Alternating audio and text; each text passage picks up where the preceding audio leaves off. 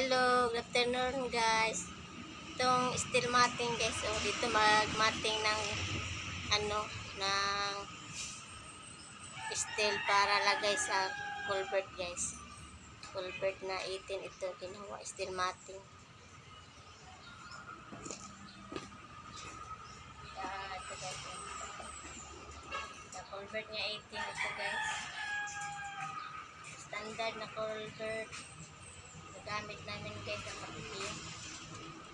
Ito magpagawa mag-matting para lagay sa culvert guys. Ito na siya guys. Pagkatapos ito siya. Ganyan na siya. Lagay sa culvert siya. Number 18 na culvert guys. Ito ang